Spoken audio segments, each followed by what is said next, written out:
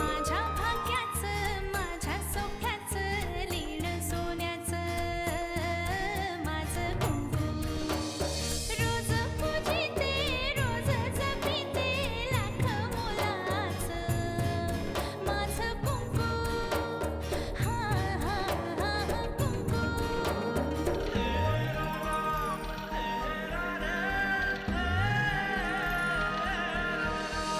मन माझे घर झाले त्याचे मोर स्वप्नाचा दारी नाचे शब्द त्याचे अमृताचे स्पर्श त्याचे चांदण्याचे त्याच्या श्वासाचे त्याच्या डोळ्याचे गुज सांगते माझं कुंकू हा हा हा कुंकू हा हा हा कुंकू खरं तर तहान लागल्यावर मी कोणालाही बोलावू शकलो असतो, पण माझ्या मनात सुप्त इच्छा होती जानकीला पाहण्याची. काल रात्री किचन मध्ये तुझ्या बरोबर कोण होतं ग? तो येतो आणि मला वाटतं तसं बोलतो. जानकी काय झालंय? तू जा इथून, मला नाही करायचं तुझ्याशी लग्न. कित्येक वेळेला डोळ्याला ज्या गोष्टी दिसतात त्या तशा असतातच असं नाही. एवढंच असेल तर रस्त्यावर उभे राहून मी स्वतःला पण त्याला खायला घालते. थोबाड फोडीन तुझा. अगोदर जानकी आपलं घर सोडून जाणार आहे.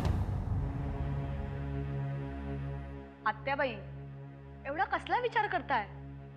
त्या एका फालतू मोलकरणीसाठी स्वतःच्या जीवाला कशाला घोर लावताय? काही म्हटलं तरी जीव लावला होता तिच्यावर.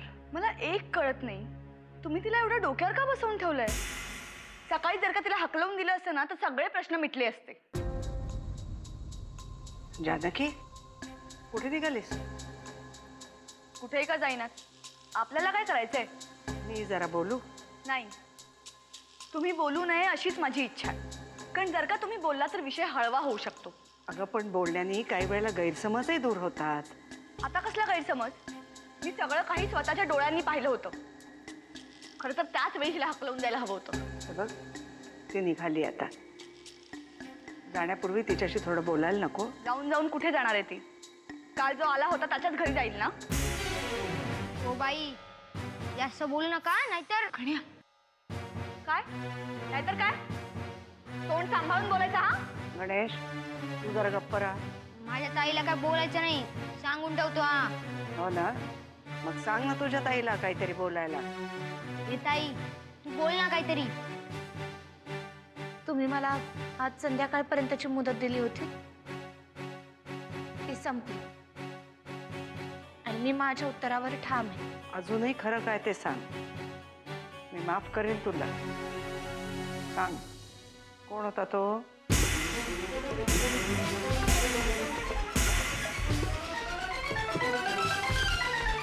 मी होतो.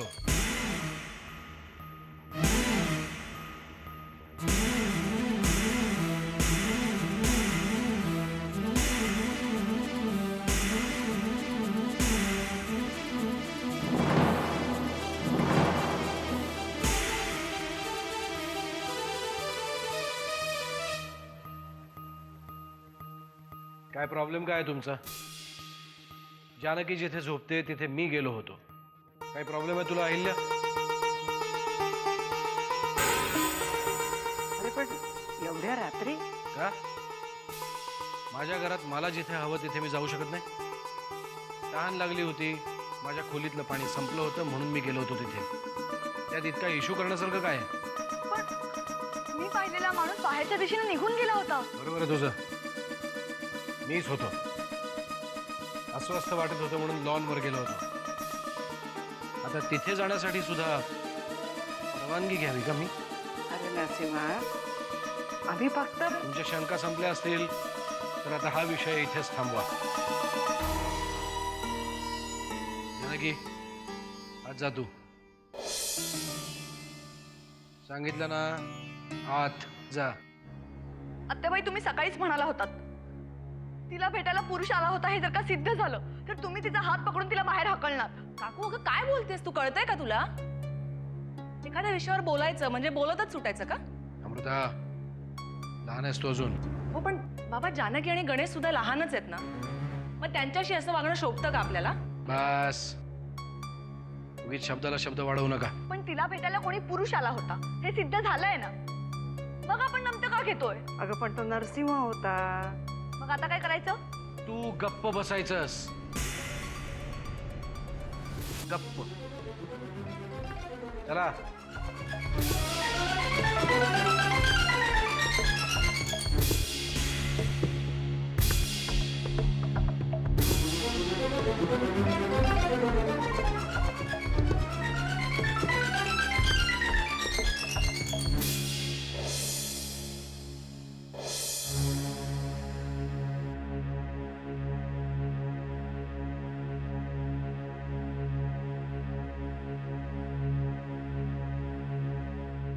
त्या लहान मुलीवर दोषारोप होत होते म्हणून मी आलो. बाकी काही नाही.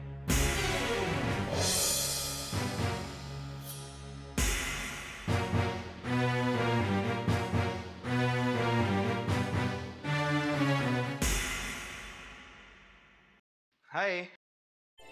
Amazing amazing. अहिल्या काय कॉन्सर्ट झाले तुला सांगतो. माइंड ब्लोईंग म्हणजे वा वा वा. मंत्रमुग्ध ग. सुरांमुळे मंत्रमुग्ध झालो मी आज.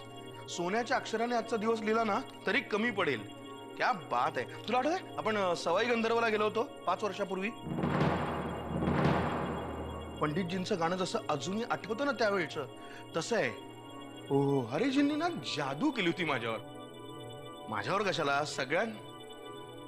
हॅलो अगं काहीतरी बोलतोय मी तुझ्याशी इतक्या उत्साहाने सांगतोय. काहीतरी रिॲक्ट कर. कोडू हेल. काय?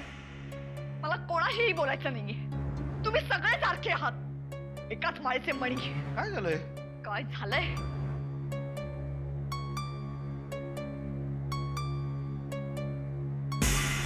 Ahilya behave yourself. मी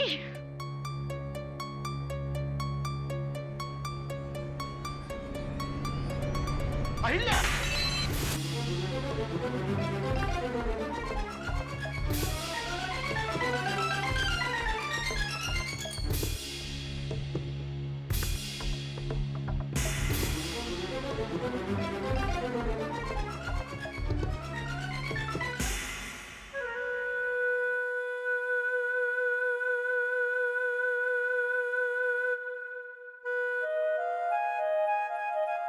जानकी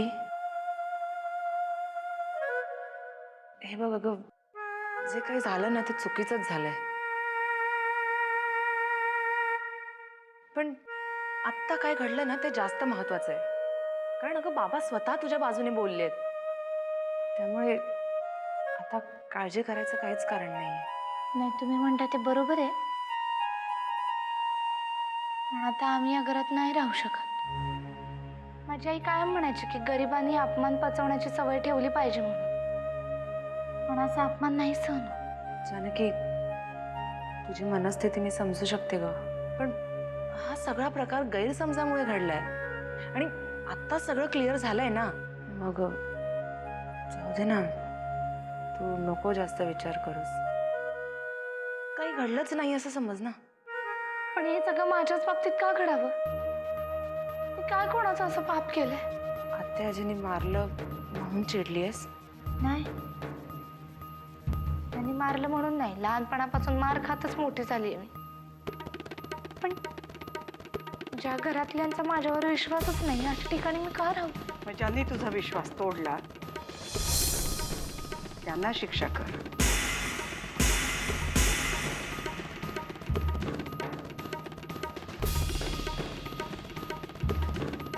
अगं तू का खाली मान घालतीयस? ही वेळ आमच्यावर आली आहे. आत्याजी आपल्या सगळ्यांच्या वतीने मी सॉरी म्हटलं तिला. नाही अमृता, तिची माफी मीच मागितली पाहिजे. जानकी तू काहीच का बोलत नाहीयेस? अमृता तू जरा गणेशला घेऊन बाहेर जातेस. मी बोलते तिच्याशी. चल.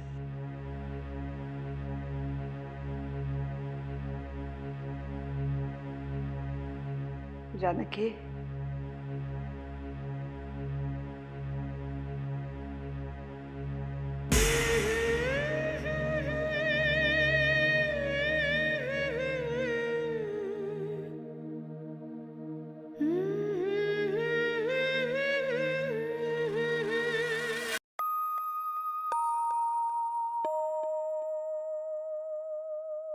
मला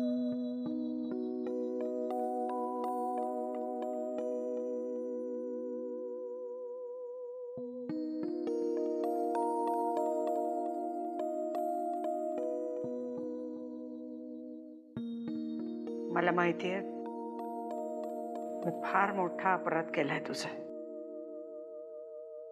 आता तू इथून जाते म्हणालीस तर तुला थांब म्हणायचा सुद्धा अधिकार नाहीये मला. माझी चूक मला मान्य आहे, त्यामुळे त्याचं प्रायश्चित्त हे मला घ्यावंच लागणार. पण तू मला माफ केलंस तर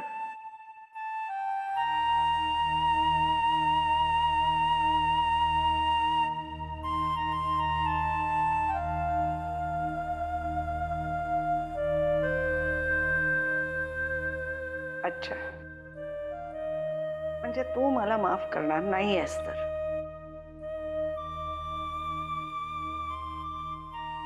ठीक आहे, जोपर्यंत तू मला माफ करत नाहीस तोपर्यंत अन्नच काय, पाण्याच्या थेंबाला सुद्धा स्पर्श करणार नाही मी.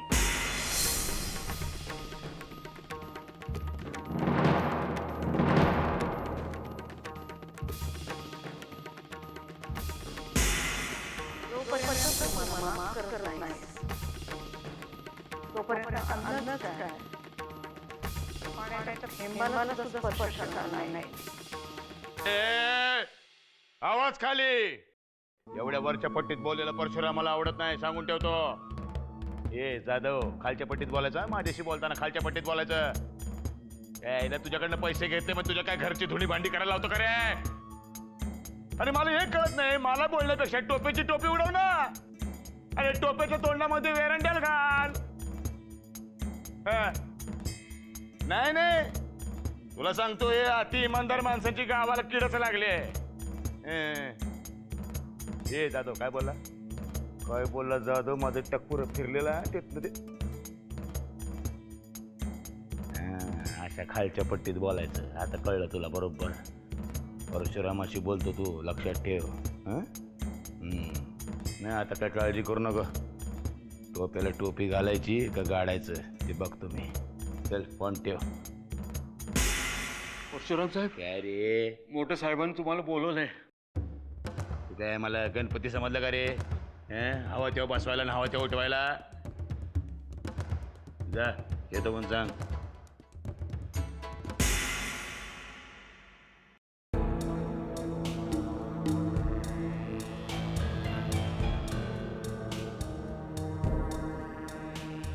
नरसिंहा, मी काय म्हणत होते तुला? त्यावेळी जानकी विषयी काही म्हणणार असशील तर मला अजिबात काही बोलायचं नाहीये. I am sorry. अरे पण मी वेगळ्याच विषयावर बोलणार होते. मग खुशाल बोल, जे बोलायचंय ते बोल. अरे सुभानरावाची जी जमीन राघोबानी जप्त केली होती बघ, ती परशुनी विकत घेतली आहे म्हणे. त्याच्याबद्दल तू काही बोललास का त्याला? आणि काही बोलला नसलास तर आता बोल, मी बोलवलंय त्याला. काथेबाई, हात टेकले तुझ्या पुढे. तुला कितीही सांगितलं तरी सुद्धा तू जानकीचा विषय काढल्याशिवाय राहतच नाहीस. आता याच्यात जानकीचा काय संबंध आला? त्या जमिनीसाठी तू शब्द का टाकतेस हे चांगलंच माहिती आहे मला. हे बघ, तू लग्नाला संमती दे किंवा देऊ नकोस, पण या मुलीला मी शब्द दिलेला आहे की मी त्यांची जमीन परत मिळवून देईन. आता ही जमीन जर त्याने तुला न विचारता घेतली असेल तर परशुला त्याचा जाब विचारणं हे तुझं कर्तव्य आहे. यदा यदा हि धर्मस्य ग्लानिर्भवति किल्लेदार, त्या वेळेला मी येतो. चला पटापटा प्रश्न विचारा, न पटणारे उत्तर ऐका. चला. तू काय स्वतःला कृष्ण समजतोस? दादा, त्याच्याही आधीचा अवतार परशुरामाचा म्हणजे विष्णूचा अवतार. त्यानं पृथ्वी कित्येक वेळेला निर्वंश केली. तो जमिनीचे सौदे तू घरात कोणालाही न विचारता का करतोयस? अरे वा, तू सुद्धा बऱ्याच जमिनींचे सौदे केले. ते काय आम्हाला विचारून केले?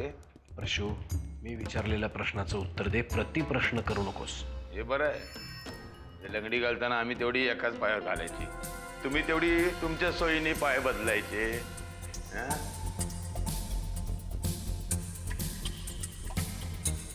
सुभान पवारची जप्त झालेली जमीन तू राघोबाकडून विकत घेतलीस म्हणे. हो घेतली. कोणाचं काही ऑब्जेक्शन? पैसे कुठून आणलेस? मी कुठून आणणार? मी तर तुम्ही फेकलेल्या तुकड्यांवर जगतो. तिच्या कमरेला चाव्या, तिच्या समोर भीक मागत फिरतो. त्या मिळालेल्या पैशातून घेतली विकत जमीन. फेकलेल्या पैशांवरती प्रॉपर्टी घेता येत नाही. आम्हाला येते, आम्हाला मिळाली. आम्ही म्हणू त्या रेटला. सकाळी सकाळी काय घेऊन आलास की काय? नाही रे बाबा, घेऊन आलो असतो तर एवढ्या प्रश्नांची उत्तरच दिली नसती मी. ₹1.25 भटजी सुद्धा पूजा सांगत नाहीत हल्ली. आम्ही मधला पुजारी ठेवतच नाही, नकोच तो दलाल. Direct contact देवाशी. मी आणि राघोबा ₹1.25 खुश आहोत. मियाँ बीवी राजी तो क्या करेगा काजी.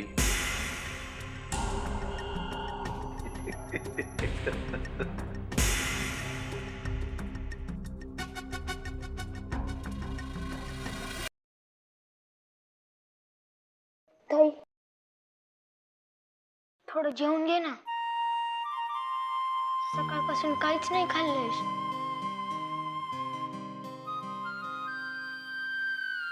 असं ताट मी सरकवल्यावर तुला रे चीड येते ना. ताई आता झालंय ना सगळं व्यवस्थित, मग कशाला उगीच या अन्नावर राग काढतीस. मोठे साहेब बोललेत ना आपल्या बाजूनी. आणि ते बोलले नसते तर या लोकांनी धक्के मारून आपल्याला बाहेर काढलं असतं. ते जाऊ दे, तू जेवून घे. मी भांडलो ना तुझ्यासाठी. तू जर थांबवलं नसतंस ना, मी तिच्या केसांना लोंबखळलो असतो. ए असं नाही बोलायचं. बघ जरा काय मी या माणसांना येडावाकडं बोलले तर तू लगेच ओरडतीस. अगं किती झालं तरी आपलीच माणसं आहे ती. कन्या आत्ताची चूक केली ना ती परत नको करू. काय चूक केली मी? या माणसांना आपलं म्हणायची. सगळी नुसती मतलबी आहेत. कोणी आपलं नाही रे, कोणी आपलं नाही. सतत काही ना काहीतरी कारण शोधत असतात आपल्याला मारण्याचं. गुरांना सुद्धा एवढं मारत नसते. आहेत नाही माणसं मतलबी. तू कशाला उपाशी राहते त्यांच्यासाठी? उलट 2 घास आपण जास्त खायचे आणि राग काढायचा त्यांच्यावर. खरं आहे रे तुझं. मी कशाला त्यांच्यासाठी उपाशी राहू.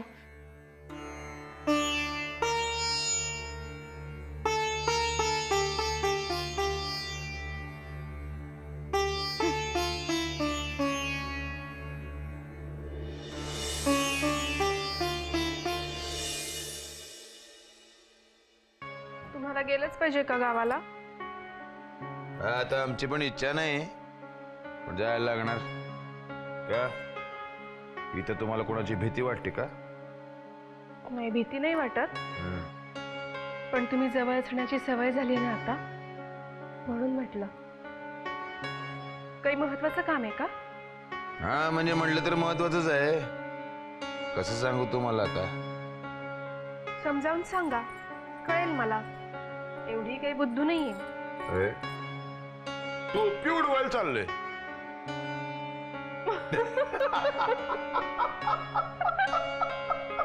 हा कुठला नवीन खेळ आहे का? स्पर्धा भरली गावात, मी जज आहे त्याचा. सांगा ना, काय काम आहे? काय नाही गे, एकाचे हात पाय तोडायचे. आता असं सांगितलं तरी विश्वास बसेल का तुझा? छे, असं कशाला कराल तुम्ही? विश्वास नाही ना बसत म्हणून तुम्हाला विचारू नको, मी तुला सांगत नाही. ये धावत गेलो आणि पळत आलो. लवकर जा आणि लवकर परत या. विक्रमादित्य तुमची वाट पाहतोय. अगं बाई, सगळा खटाटोप या विक्रमादित्यासाठी चाललाय. याचं सगळं शिक्षण मी स्वतःच्या कमावलेल्या पैशातनं करणार आहे. आज 1 तारीख ना? हो. पैशावर आठवलं. भिका मागाचा दिवस आला. दर 1 तारखेला मनामध्ये विचार येतोय की मी किल्लेदारांच्या घराण्यातला लोमत्या. असं का बोलता तुम्ही? हा नियम घरातल्या प्रत्येकाला लागू आहे ना? तसं नाही ग बाई. पूर्वी नर्मदा वहिनी पैसे वाटायच्या, कधीच काय नाही वाटलं. मग आत्याबाई वाटायला लागल्या, घेतलं खपून. पण आता मात्र आईला वाटते तिच्याकडे हात पसरायला अपमान वाटतो. अपमान लई त्रास होतो बघ, लई त्रास होतो. तिच्या कमरेला चाव्या, ती पैसे वाटणार.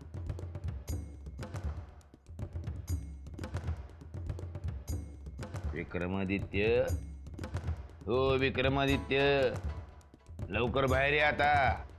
तुम्ही काय एकदा बाहेर आला की नाही की कोणासमोर बी हात पसरायची आणि भीक मागायची वेळच येणार नाही माझ्यावर. येतो भीक मागून.